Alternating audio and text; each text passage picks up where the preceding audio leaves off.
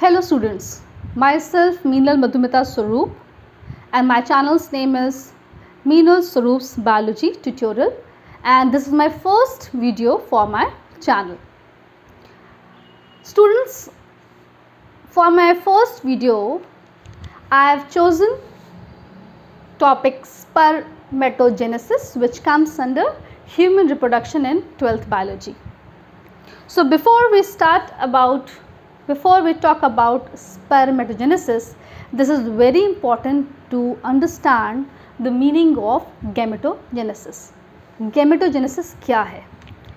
So gametogenesis means formation of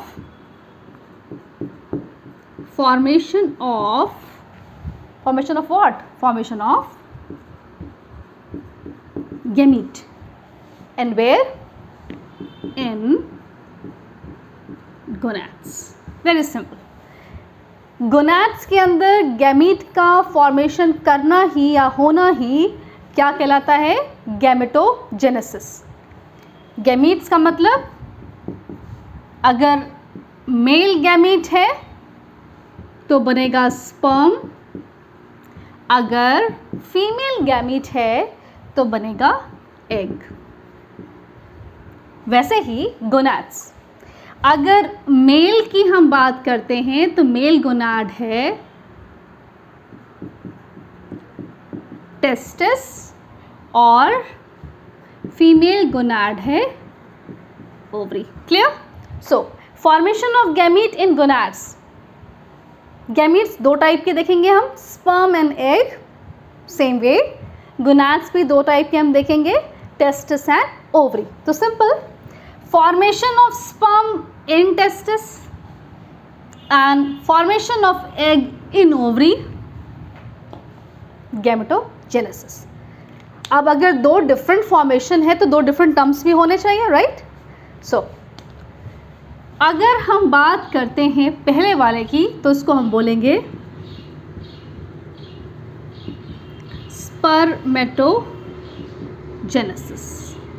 spermatogenesis, और दूसरे वाले को हम बोलेंगे oogenesis.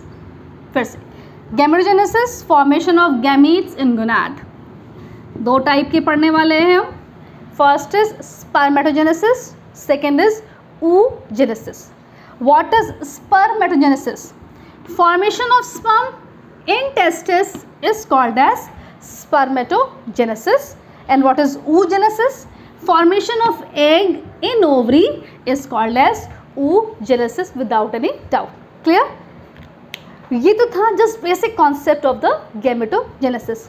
इस टॉपिक में हमें आज की स्टडी में हमें स्पर्मेटोजेनेसिस को डिटेल में देखना है. Let's start. पहले कि हम प्रोसेस को समझें, सबसे पहले तो हम देखें कि कितनी सेल्स हैं जो रिस्पॉन्सिबल हैं स्पर्मेटोजेनेसिस के लिए. सो पहला हम पढ़ने वाले हैं सेल्स इन्वॉल्व इन स्पर्मेटोजेनेसिस. कौन कौन सी सेल्स हैं जो इसमें इन्वॉल्व हैं? तो तीन सेल का हम नाम पढ़ते हैं. पहला है जर्म सेल, दूसरा है सर्टोली सेल, तीसरा है लेरिक सेल. ये तीन सेल्स हैं जिनका नाम हम बार बार लेंगे. अब क्वेश्चन ये आता है कि ये सेल एक्चुअल में है कहाँ? आप मुझसे पूछोगे मैम ये सारी सेल्स हैं कहाँ? देखते हैं. स्पर्मेटोजेनेसिस की साइट है टेस्टिस, इसमें तो कोई डाउट नहीं है हमें. अब ज़रा हम एक बार स्ट्रक्चर देख लें टेस्टिस का, फिर समझ में आएगा कि ये सारी सेल्स कहाँ हैं. अगर हम टेस्टिस का एक सेक्शनल व्यू लें तो हम देखेंगे कहीं यहाँ पर लगभग 200 के नंबर में कुछ कंपार्टमेंट्स हैं. कुछ कंपार्टमेंट्स हैं. ये जो कंपार्टमेंट्स हैं इसको हम बोलते हैं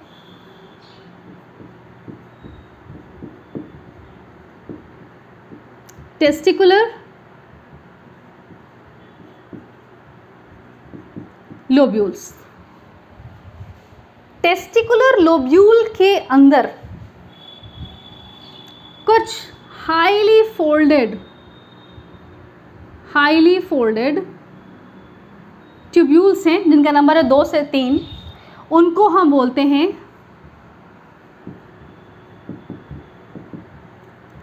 सेमिनिफेरस ट्यूब्यूल्स। सो टेस्टिस को अगर हम सेक्शनल व्यू लिया तो उनके पास बहुत सारे कंपार्टमेंट्स हैं जिनको बोलते हैं टेस्टिकुलर लोब्यूल्स, और सारे टेस्टिकुलर लोब्यूल्स के अंदर 2 से 3 हाईली फोल्डेड कुछ ट्यूब्यूल्स हैं, इनको बोलते हैं सेमिनिफेरस ट्यूब्यूल। सो हमारा पॉइंट ऑफ अट्रैक्शन क्या है? ये है सेमिनिफेरस ट्यूब्यूल।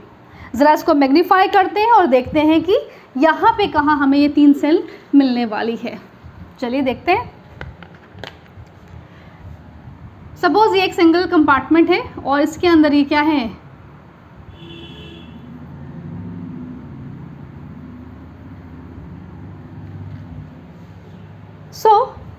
यहाँ पे जो ये हाईली फोल्डेड दिख रहा है ये है आपका सेमिनिफेरस ट्यूब्यूल, और ये है सेमिनिफेरस ट्यूब्यूल। सिंपल। तो 2 से 3 सेमिनिफेरस ट्यूब्यूल है। इन सेमिनिफेरस ट्यूब्यूल्स के बीच में जो ये गैप दिख रहा है आपको, इंटरस्टिशियल स्पेस कहते हैं इसको। एक्चुअल में क्या है? ये इंटरस्टिशियल स्पेस है जो जिसके अंदर क्या मिलने वाला है आपको? Connective tissue. चलिए फिर, तो क्या मतलब है भाई कनेक्टिव टिश्यूज का? इन कनेक्टिव टिश्यूज के बीच में, मतलब ये जो इंटरस्टिशियल स्पेस है यहाँ पर ग्रुप ऑफ सेल्स है। यहाँ पे मतलब ग्रुप ऑफ सेल्स है, ग्रुप ऑफ सेल्स। ये ग्रुप सेल्स क्या है? इनका नाम क्या दिया गया है? Leydig cells. कौन से सेल? लेडिंग सेल, जो हम ये बात कर रहे हैं। इनको दूसरा नाम देते हैं इंटरस्टिशियल सेल्स भी बोलते हैं। फिर से समझना है, टेस्टिस के अंदर बहुत सारे कंपार्टमेंट्स थे, उन कंपार्टमेंट्स को हमने बोला टेस्टिकुलर लोब्यूल। एक टेस्टिकुलर लोब्यूल का हम स्ट्रक्चर देख रहे हैं जिसके अंदर highly folded tube like structure है जिसको हम बोलते हैं सेमिनिफेरस ट्यूब्यूल। 2 सेमिनिफेरस ट्यूब्यूल के बीच जो स्पेस है उसमें कुछ कनेक्टिव टिश्यूज़ हैं जहाँ पर कुछ स्पेशल ग्रुप ऑफ सेल्स हैं, उनको हम बोल रहे हैं लेडिंग सेल्स। सो ये क्लियर हो गया ये कहाँ प्रेजेंट है? ये सेल्स 2 सेमिनिफेरस ट्यूब्यूल्स के बीच के इंटरस्टिशियल स्पेस में हमको मिलता है। अब इसके बारे में हम बात कर लेते हैं। कहाँ है ये? जर्म सेल और द सर्टोली सेल। अगर हम सेमिनिफेरस ट्यूब्यूल को ऐसे खोल के हम देखें तो जो लाइनिंग है, ये लाइनिंग है किसकी? जर्मिनल एपिथेलियम की। तो हम अभी देखने वाले हैं क्या? ये है आपका सेमिनिफेरस ट्यूब्यूल। सेमिनिफेरस ट्यूब्यूल, ये भी सेमिनिफेरस ट्यूब्यूल, इसके बीच में था इंटरस्टिशियल स्पेस जहाँ पे मिलेगा क्या? आपका लेडिंग सेल। इसके बीच में सेमिनिफेरस ट्यूब्यूल के अंदर है आपका जर्मिनल एपिथेलियम। जर्मिनल एपिथेलियम के अंदर 2 टाइप की हमें सेल्स देखने को मिलेगी। कुछ सेल्स तो जो हैं कैसी हैं? क्यूबॉइडल हैं। शेप कैसा है इनका? Cuboidal, cube shape. And some cells are long, some cells are long. So जो क्यूबॉइडल है, जो क्यूबॉइडल सेल्स हैं, ये जर्म सेल बनाएंगी जो बाद में आपको स्पर्मेटिड देंगी। यही हमारा पॉइंट ऑफ इंटरेस्ट है स्पर्मेटेड। जो लॉन्ग सेल्स हैं, जो लॉन्ग शेप पे हैं, ये हैं आपकी सर्टोली सेल। आया समझ में आपको? सो 3 सेल्स हम बात कर रहे हैं, germ cell, Sertoli cell and Leydig cell. Leydig cell कहाँ है? 2 सेमनीफेरस ट्यूब्यूल के बीच का जो इंटरस्टेशियल स्पेस है वहाँ पे मिल रही है आपको लेडिग सेल। अब ये दोनों कहाँ है? ये दोनों सेमनीफेरस ट्यूब्यूल के अंदर है। फॉर्मेशन कहाँ से हो रहा है? फॉर्मेशन हो रहा है आपका जर्मिनल एपिथेलियम से, जो 2 डिफरेंट टाइप को प्रोड्यूस करता है। जो मेजॉरिटी है वो क्यूबॉइडल है, जो जर्म सेल्स को बनाएगी, और जो लॉन्ग है वो है क्या? Sertoli cell. ये तो हमने देखा कि लोकेशन कहाँ पर ये लोकेटेड है एक्चुअली टेस्टिस के अंदर। अब हम देखते हैं कि इनका रोल देख लिया कि कितनी सेल्स इन्वॉल्व हैं। तो पहले हमने लोकेशन देख ली, अब हम देखते हैं इनका फंक्शन क्या है। जो ये जर्म सेल्स हैं यही हैं जो आपकी स्पर्मेटेड बनाएगी और जो बाद में बन जाएगा स्पर्म। यानी कि मेन जो पॉइंट ऑफ इंटरेस्ट हमारा बन रहा है वो क्या है? आपका स्पर्म जो बनने वाला है किससे? जर्म सेल से। लेकिन सपोर्टिव सेल्स हमें चाहिए जो है सर्टोली सेल। सर्टोली सेल के हम कुछ फंक्शंस देखते हैं। सबसे पहला फंक्शन तो जो है वो है नरिशमेंट प्रोवाइड करना डेवलपिंग स्पर्मेटेड को, यानी कि इसमें जो भी डेवलपमेंट हो रहे हैं for the formation of sperm, जो भी नरिशमेंट चाहिए वो कौन देने वाला है? Sertoli cell. इसीलिए इसके लिए हमने दूसरा नाम लिया है, दैट इज नर्स सेल। अच्छा, तो पहला फंक्शन हो गया नरिशमेंट। दूसरा फंक्शन है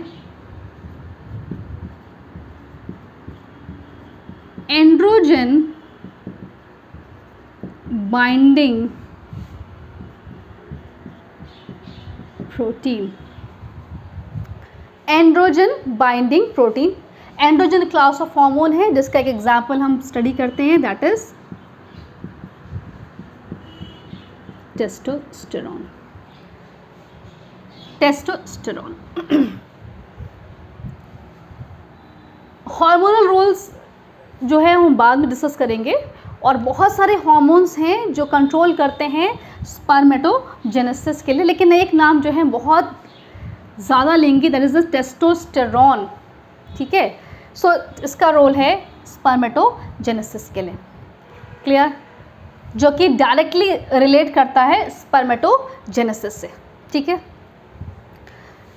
अब जो जर्म सेल है, जर्म सेल्स के अंदर स्पर्म को बनना है, यानी कि स्पर्मेटोजेनेसिस होनी है। स्पर्मेटोजेनेसिस होने के लिए हमें चाहिए क्या? टेस्टोस्टेरोन चाहिए। अच्छा, पहले मैं ये एक्सप्लेन कर दूं आपको। जो लेडिंग सेल है इसका फंक्शन क्या है? टेस्टोस्टेरोन। यानी कि स्पर्म को बनाने के लिए, यानी कि स्पर्मेटोजेनेसिस करने के लिए हमें चाहिए टेस्टोस्टेरोन। वो कौन रिलीज करने वाला है? वो करने वाला है Leydig cell. Leydig cell testosterone को रिलीज करती है। चलिए ठीक है, और स्पर्मेटोजेनेसिस कहाँ होने वाला है? सेमिनी, यानी कि अगर इन दोनों को हम देख लें तो ये कहाँ होने वाली है? सेमिनीफेरस ट्यूब्यूल के अंदर। जो प्रोसेस है कहाँ हो रही है? सेमिनीफेरस ट्यूब्यूल के अंदर। इसके अंदर हमें क्या चाहिए? टेस्टोस्टेरोन, जो लेडिंग सेल दे रहा है। क्लियर? लेकिन हमें एक्युमुलेशन ऑफ टेस्टोस्टेरोन चाहिए, मतलब कि वहाँ पे टेस्टोस्टेरोन प्रॉपरली वर्क कर सके। इसके लिए वहाँ ज़रूरी है एंड्रोजन बाइंडिंग प्रोटीन, जो हेल्प करता है कि सेमिनीफेरस ट्यूब्यूल के अंदर क्या हो? कॉन्सेंट्रेट्स ऑफ टेस्टोस्टेरोन, ताकि जो यहाँ से रिलीज होने वाला टेस्टोस्टेरोन है वो इजीली एक्युमुलेट हो, जो हेल्पफुल हो जाए किसके लिए? स्पर्मेटोजेनेसिस के लिए। तो अभी तक हमने देखा cells which are involved in spermatogenesis, their location and their function. So again, 2 cells are there, germ cells and the Sertoli cells, which are located inside the seminiferous tubule, as I told you in detail. The next one is the Leydig cells, which is present between two seminiferous tubule in the interstitial space. इसका function spermatid को बनाना, इसका formation nourishment देना और androgen binding protein. इसको हम star बना ले सकते हैं आप, इसको हम डिटेल में पढ़ेंगे जब हम प्योर हार्मोनल कंट्रोल की हम बात करेंगे, तब वहाँ पे और अच्छे से आपको समझ में आएगा। और लास्ट में क्या है, लीडिंग सेल्स, जो क्या रिलीज करने वाला है, टेस्टोस्टेरॉन। क्लियर। अब हम आते हैं प्रोसेस पे।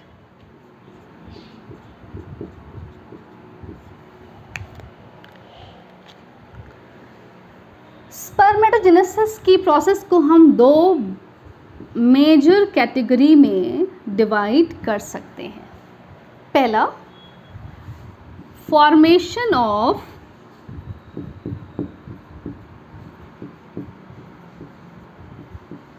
स्पर्मेटिड और दूसरा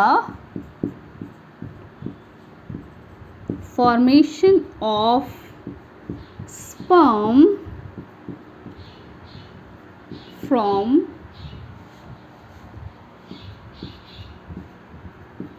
स्पर्मेटिड। सो यहाँ पे दो मेजर कैटेगरी हम पढ़ रहे हैं। पहला में क्या होगा, स्पर्मेटिड को बनाएंगे और जब एक बार स्पर्मेटिड बन जाएगा फिर उसको हम कन्वर्ट करेंगे स्पर्म के अंदर। क्लियर। अब हम आते हैं detail of this point. Formation of spermatid, जिसको हमने फिर से 3 पार्ट्स में डिवाइड कर दिया है। First one is multiplication, second is growth and third is maturation. हम वन बाय वन देखेंगे। Multiplication, at the time of puberty,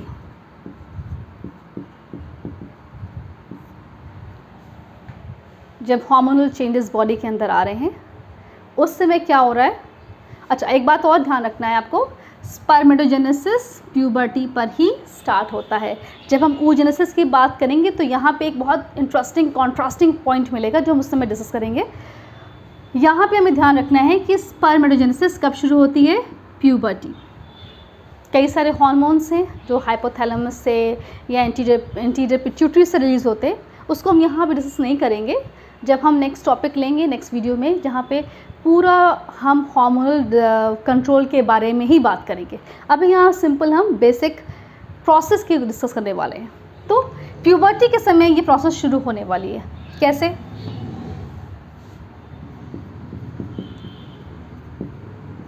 primordial germ cell, याद आ रहा है आपको, प्राइमोर्डियल जर्म सेल्स कहाँ से बन रही थी। Primordial germ cells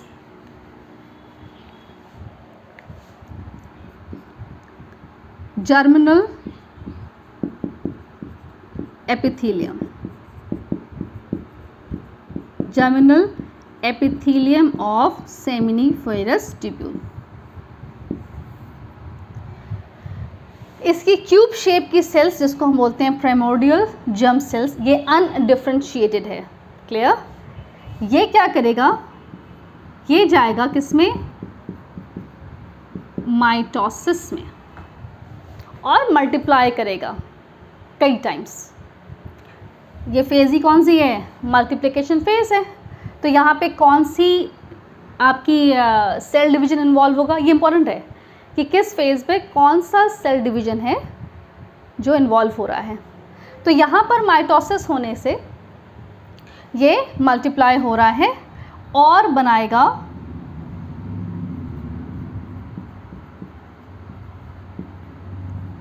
spermatogonia. अच्छा, स्पर्मेटोगोनिया जो है, जो माइटोसिस के बाद बन रहा है, ये हम देखेंगे 2 टाइप का। कौन सा, A and B, A and B। B what,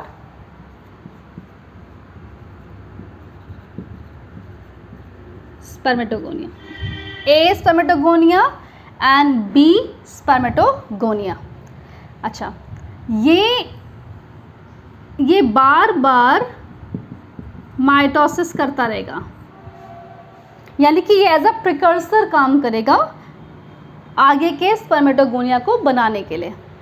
तो जितने भी स्पर्मेटोगोनिया बने, जो मदर सेल्स है, स्पर्म की मदर सेल्स एक्चुअल में, वो दो टाइप की बनेगी, ए और बी। ए तो वो वाली जो बस बार बार मल्टीप्लाई होके स्पर्मेटोगोनिया को प्रोड्यूस कर रही है। जो दूसरी है बी स्पर्मेटोगोनिया, ये है जो मैच्योर होकर किस फेज में एंटर करने वाली है, ग्रोथ फेज में। इस बात को बहुत अच्छे से समझ लेना। मल्टीप्लिकेशन प्रोसेस में जो प्यूबर्टी के समय शुरू हुई है, उस समय सेमिनिफेरस ट्यूब्यूल का जर्मिनल एपिथेलियम, उसमें से जो प्रिमोर्डियल जर्म सेल्स थी वो माइटोसिस के थ्रू मल्टीप्लाई हो रही हैं। मल्टीप्लाई होकर इन्होंने बनाया स्पर्मेटोगोनिया। स्पर्मेटोगोनिया दो टाइप की हो रही है, स्पर्मेटोगोनिया ए एंड बी। जो ए है वो बार बार सिर्फ मल्टीप्लाई करके स्पर्मेटोगोनिया को बनाती है, और जो बी है वो नेक्स्ट फेज़ के आगे प्रोसीड करेगी, जो है ग्रोथ फेज़। क्लियर? अब देखते हैं इसको ज़रा। यानी कि अगर हम यहाँ डायग्राम को देखें, यहाँ डायग्राम को देखें तो ये क्या है आपका, ये है जर्म सेल। ये जर्म सेल जा रही है माइटोसिस में। माइटोसिस के बाद इन्होंने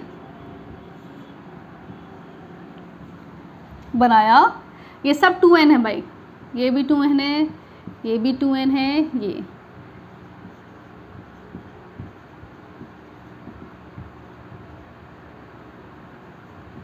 स्पर्मेटोगोनिया, ये ए है और ये बी है।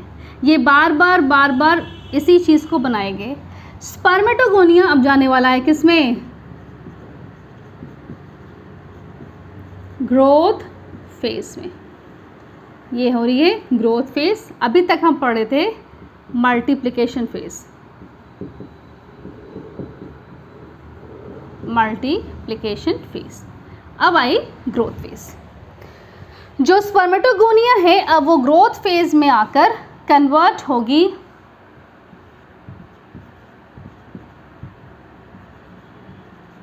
स्पर्मेटोसाइट। कौन कौन सी?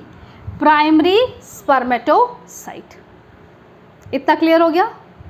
अब जो प्राइमरी स्पर्मेटोसाइट है, यहाँ पर जो नरिशमेंट की ज़रूरत है ग्रोथ फेज में, जो स्पर्मेटोगोनिया को हमें स्पर्मेटोसाइट में कन्वर्ट करना है, तो यहाँ पर रोल प्ले करेगी सर्टोली सेल। क्लियर? अब आता है मैचुरेशन फेज, जो हम नेक्स्ट पढ़ेंगे। क्या है मैचुरेशन फेज? इसको हम यहाँ से हटाते हैं।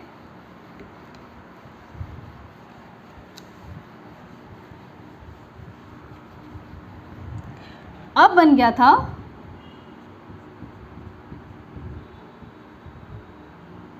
स्पर्मेटोसाइट। कौन सा? Primary spermatocyte. ये जो है अब आएगा मियोसिस में। मल्टीप्लिकेशन हो गया है, ग्रोथ हो गया है, ग्रोथ होने के बाद प्राइमरी स्पर्मेटोसाइट आपको मिल गया है। अच्छा, मियोसिस होने के बाद, अच्छा मियोसिस फर्स्ट होगा, और जब मियोसिस फर्स्ट होगा तो हमें दो सेल्स मिलेंगी, दो सेल्स मिलेंगी। ये जो थी ये कैसी थी? 2n थी। दो सेल्स मिलेंगी, लेकिन ये सेल्स कैसी होंगी? हैप्लॉइड। आपको पता है कि जो मियोसिस होती है वो कैसी होती है? रिडक्शनल डिवीजन है भाई, रिडक्शनल डिवीजन। अच्छा, मियोसिस 1 कंप्लीट हो गया। अब क्या होगा? अब आएगी मियोसिस 2। मियोसिस 2। मियोसिस 2 के बाद आपको 4 सेल्स मिलेंगी। ये चारों कैसी हैं? n है। और इनको हम बोल रहे हैं स्पर्मेटिड। सो पहला जो हमारा जो प्रोसेस था फॉर्मेशन ऑफ स्पर्मेटिड, हम क्या पढ़ रहे थे? फॉर्मेशन ऑफ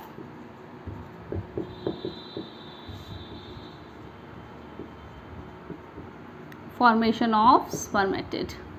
3 फेज हमने देखी। पहली क्या थी? Multiplication phase. दूसरी क्या थी? Growth phase. और यहाँ तीसरा क्या है? Maturation phase. Maturation phase. तो ये इन 3 स्टेप्स के बाद हमें क्या मिल गया है? स्पर्मेटिड। अभी तक स्पर्म फॉर्म नहीं हुआ है। फिर से जर्म सेल्स, माइटोसिस, ए स्पर्मेटोगोनिया, बी स्पर्मेटोगोनिया। ए बार बार डिवाइड करता रहेगा, बी जो है वो ग्रोथ फेज में एंटर कर जाएगा। और इस समय नरिशमेंट कौन दे रहा है हमें? Sertoli cell. मैंने बताया था आपको सर्टोली सेल का काम क्या है? डेवलपिंग स्पर्मेटिड्स को नरिशमेंट प्रोवाइड करना। प्राइमरी स्पर्मेटोसाइट्स बन गया, अब वो एंटर करेगा मैचुरेशन में और रिडक्शनल डिवीजन को फॉलो करेगा। मियोसिस 1 के बाद हैप्लॉइड बॉडी बनेगी 2, और मियोसिस 2 के बाद 4 हैप्लॉइड सेल्स आपको बन जाएंगी। तो इस तरीके से पहली जो स्टेप है वो कंप्लीट होती है। अभी तक हमने देखा कि स्पर्मेटिड का फॉर्मेशन कैसे होता है। अब हम नेक्स्ट स्टेप में एंटर करेंगे, वो क्या है? Formation of sperm from spermatid, कि फाइनली स्पर्म कैसे बनेगा स्पर्मेटिड्स में। ओके, सो स्पर्मेटिड्स कैसी हैं? हैप्लॉइड सेल्स हैं जो राउंड शेप्ड हैं, और आप जानते हैं कि स्पर्म का एक स्पेसिफिक शेप और स्ट्रक्चर होता है, राइट? ये सेल्स स्पर्म में कन्वर्ट होंगी और मॉडिफाई होंगी। किसके थ्रू? यहाँ पे डिवीजन नहीं है, यहाँ पे क्या होगा? डिफरेंशिएशन होगा। सो वो प्रोसेस जिसके थ्रू स्पर्मेटिड स्पर्म में कन्वर्ट की होती है या करी जाती है, इसको बोलते हैं हम लोग स्पर्मियोजेनेसिस। स्पर्मियोजेनेसिस। सो इस स्टेप के लिए जो पर्टिकुलर टर्म दिया गया है उसका नाम है स्पर्मियोजेनेसिस। सो इस प्रोसेस में स्पर्मेटिड के अंदर बहुत सारे इंटरनल सेलुलर चेंजेस आएंगे, जिससे कि वो एक स्पर्म का शेप और स्ट्रक्चर अटेन करेगा। This is all about spermatogenesis. I hope आपको ये कॉन्सेप्ट क्लियरली समझ में आया हो, और अगर आपको मेरा वीडियो अच्छा लगे तो उसको प्लीज़ लाइक कीजिए, सब्सक्राइब कीजिए।